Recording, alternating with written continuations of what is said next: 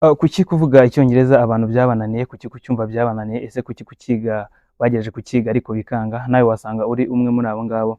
Ese ubundi koko waba uzi ibintu ugomba gukora kugira ngo umenye icyongereza? Wakize mu buryo bwa nyabwo cyangwa se ibintu wakoraga ntabwo byari bikwiye? Wagerageze se bishoboka koko nk'uko bivuga cyangwa? Nibyo ngiye kukwereka muri ino video. In today's video, I'm going to show you 5 strategies that you should use if you really want to improve your English. Be together with me, and I'm sure at the end of this video, everyone here will have gotten the wide-range information about how the English should be improved. Uyu munsi ngiye kubereka ibintu bitanu by'ingenzi ushobora gukora niba ushaka improvinga icyongereza cyawe. Please listen to me, kuko ntabwo ngiye kukubwira bino nk'umuntu uri w'intiti, ntabwo ngiye kukubwira bino nk'umuntu uzi ubwenge kurusha abandi, ariko nk'umuntu ufite experience, like someone who has had a lot of experience through different colleges, through different students, through different schools.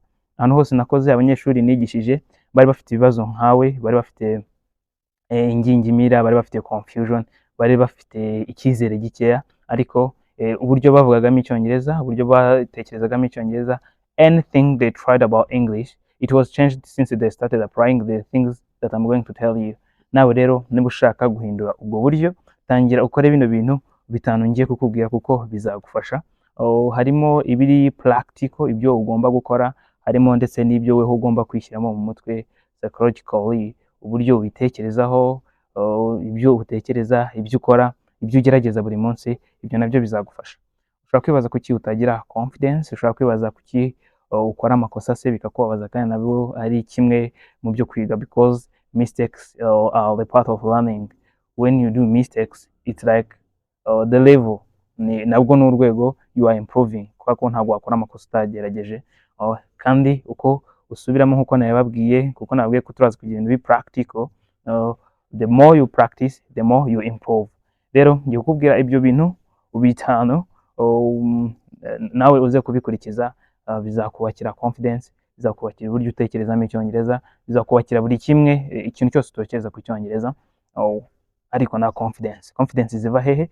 Today I'm taking this video in the street. Ndikubona nicaye ku muhanda, people are pressing and I'm scared that people are going to laugh at me. Nta muntu uri bunseke nahaca ndakomeza mvuge, because I'm proud, okay, and I'm very confident. I can speak mistake, yes, it is understandable. Icyongereza ushobora gukora ikosa, there is no perfection. Nta muntu uri perfect mu cyongereza, nta muntu uri perfect mu rurimi. You can have messy attempts, but please make sure that you recover. Iyo ugize weakness, how do you recover? This is what I'm going to show you. So first things, icyambere ni icyo twita practice English in real life situation.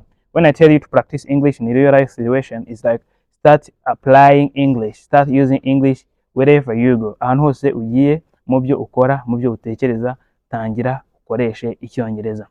Wandikana kuri WhatsApp ukandika ikinyarwanda, kandi please you really want to improve your English, tangira wandike icyongereza. Niba uri kuvugana n'abantu bazi icyongereza, ibi bizagufasha kumenya icyongereza. Niba uri kubaza umuntu ngo akwereke inzira, please start using English, okay? Niba ugiye muri shop, tangira ukoreshe icyongereza gake gake, cya cyongereza gikeya uzi, cya cyongereza se gihagije uzi, na cya cyongereza ushaka ku improvinga, please start using that English. Icyo ni icyambere ugomba gukora if you really want to improve your English. Don't be scared that people are going to laugh at you. Ntabwo baguseka, kuko barabizi ko icyongereza ni ikintu kiri wide, ni kinini, ni kigari. Rero gukora ikosa ni ibintu bisanzwe, is normal in English. That is the first. The second thing is that learn useful daily expressions. You don't need to study things which are very difficult. Gerageza ibintu ukora muri buri munsi. Instead of studying complicated vocabulary, start studying things which are useful for your daily routine. Niba hari ibintu usubiramo buri munsi, icyo nicyo cyongereza ukeneye kwiga. Ukeneye kwiga vocabulary zo kumenya ngo ndazikoresha hehe, ninjya guhaha se ngiye ndakoresha iki, nimba ngiye gusaba service, ibyo ukunda gukora. Please, kuki ujya kwiga icyongereza ugatangirana na Bible, ugatangira kwiga icyongereza cyo muri Bible? Kuki ujya kwiga se icyongereza ugatangira kwiga ibintu byo mu gitabo cy'amategeko?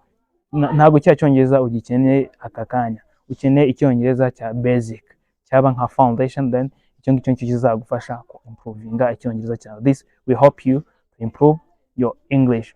Start by real life expressions. Ni gute twaka ubufasha? ni gute tubaza ibiciro. Ibaze kumenya ibintu byo muri repent muri Bible utaramenya kuvuga ngo bagufashe, utaramenya kumenya ngo iki kintu nangahe, utaramenya gucirikanwa mu cyongereza bargaining power, utaramenya kuvuga ngo how much. Ibyo bintu urumva nawe ntago birimo bimaking sense. Tangirana n'ibintu ukeneye buri munsi, ibyo bikeya nibyo bizagufasha kugira ngo uzagere kuri bya bindi. Iyo wamenye basic, ibindi biza byihuta cyane. That is the second. The third thing you have to focus on while studying and improving your English, you have to focus on regular practice. Speak regularly. Tangira kuvuga buri gihe, icyo twita frequency. Hozaho consistency, hora uvuga. Nibikunanira wongere trying. Have next trial. Make sure that you're trying every day. Make sure that you're practicing every day, because the more you practice, the more you improve. Iyo tuvuze ngo speak regularly, ushobora kuba ufite umuntu muvugana, birashoboka. Ushobora kuba ufite telefone yawe, hari uwo urahamagara. Ushobora kuba ufite texting today, dufite na AI, you can practice chatting. Ushobora no kuvuga uri wenyine mu nzu, waba ugiye gukora ikintu ukavuga ngo hari iki ngiki tukita mu Cyongereza, ni gute navuga ko ngiye se muri douche, I'm going to take shower, ni gute wabivuga. Then uko ubisubiramo kenshi niko ubyiyumvamo. You don't need to be perfect. Ikintu kintu mpara nkivuga, ntabwo ukeneye kuvuga Icyongereza 100%, ntabwo ukeneye kukivuga 100%.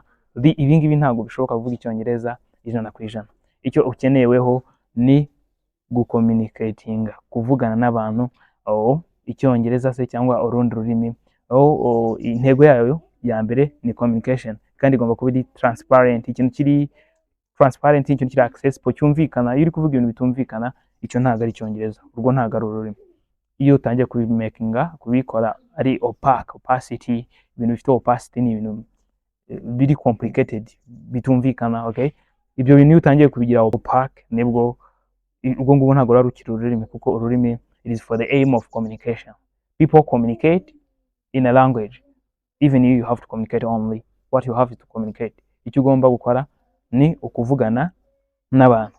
Icyo ni ikintu cya kabiri ugomba gukora niba ushaka gukoza Icyongereza cyawe, ni ukwitoza kuvuga buri munsi.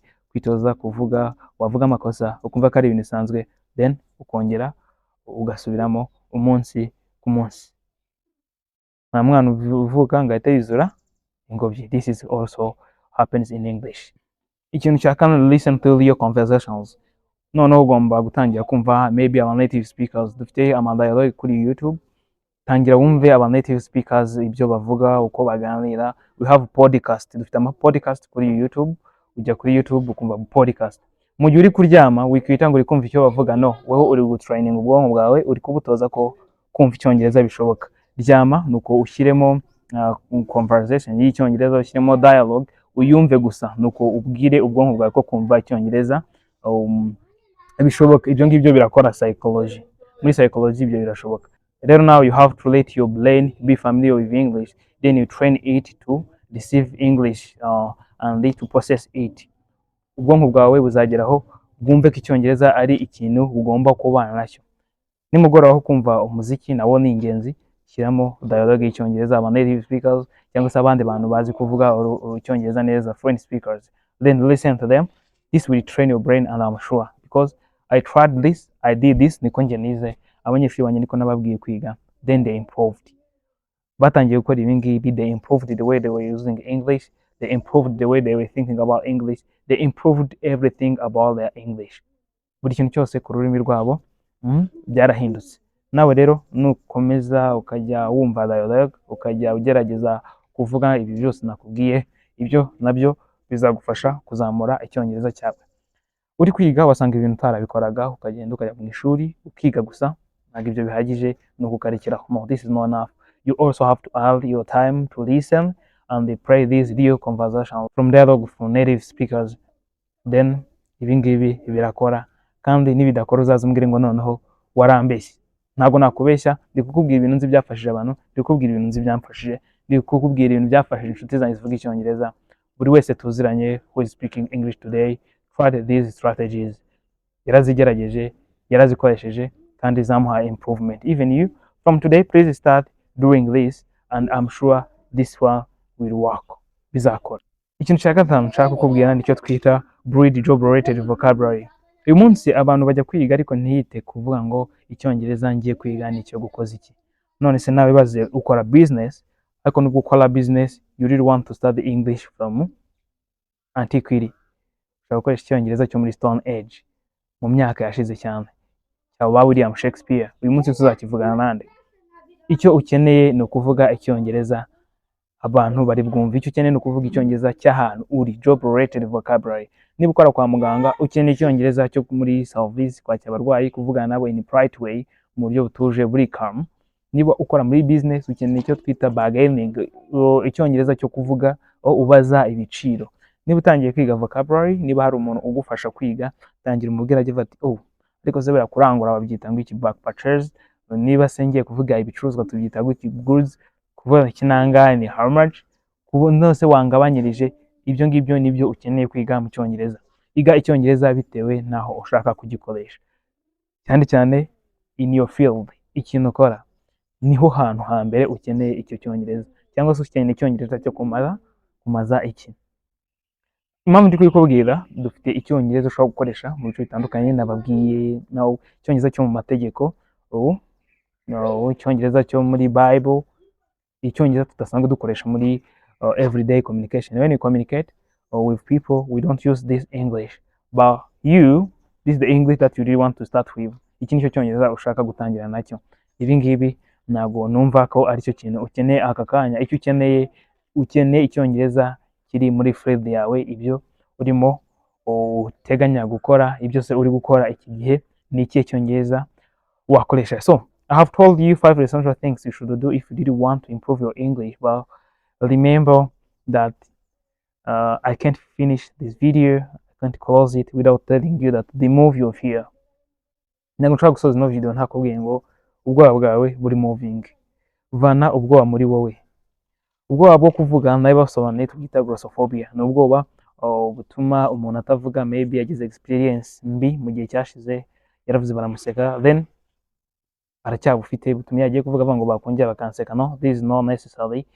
You don't have to be scared of people. You don't have to be scared that you are making mistakes in English or another language, because this happens. Ibi birabaho, buri wese akora amakosa.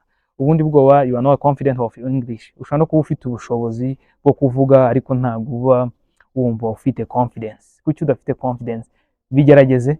Nta muntu wavuga icyongereza, ibyo ndabizi, nta muntu wavuga icyongereza atagerageza. Ibyo ntibishoboka. Umuntu utagerageza ntabwo yavuga icyongereza.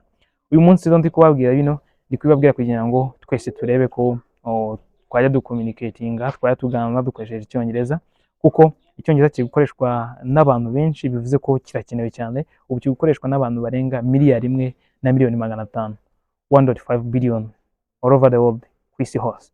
Ndetse ibihugu birenga 150 biragikoresha. Noneho 60 muri ibyo byamaze kukigira official language, ubwo gikoreshwa muri education, gikoreshwa muri politique. Urumva rero ntabwo ari ibintu byoroshye. Rero nawe ugomba kumenya icyongereza, kandi biratwereka ko mu gihe cyacu kizaza, in the future, English izaba yarafashe isi, ndetse n'uyu munsi English is taking over the world, kugenda ifata isi gake gakeya. Nawe rero nakubwira ngo making sure, cyangwa se witeho, umenye niba urwego uriho uyu munsi uruhinduye, kandi I'll be happy to be with you communicating in English. Nzaba nishimye kuba ndi kumwe nawe uri gukora akazi kawe ukoresha icyongereza. Nta kintu cyashimisha umwarimu nko kubona umunyeshuri yagiye inama ari gukoresha ibintu yamugiriyemo inama. Maybe you didn't need to study English day by day, every day. Please, if you are interested to study with us in online classes, dive into our classes. Text us via our WhatsApp there. Hari WhatsApp yacu iri aho hasi. Niba ushaka kwiga mu buryo bwa online, twigisha mu buryo bwa Google Meet, aho umwarimu n'abanyeshuri baba barebana bandika, abanyeshuri babaza icyo bashaka kubaza. Twiga hagati y'isaha 1 n'igice n'amasaha 2 ku munsi, bitewe n'uko class yagenze, kandi dufite kuva kwa mbere kugera kwa gatanu. Dufite na weekend program ku bantu bataboneka mu minsi isanzwe, watwandikira tukabivuganaho. Ni ibintu byoroshye, weho ushaka commitment yawe, kuba ubishaka, kuba interested, then tukaganira mu buryo twagufashamo ku mafaranga makeya, then we start teaching you online. Please, I would like to thank you for being with me in today's video, and I'm sure this one is going to help you. And if it has helped you, please write in the comment and say that this one has helped me. Nibigufasha uzatubwire, kandi tuzishimira kubona nawe uri gukoresha icyongereza mu buzima bwa buri munsi. Bye.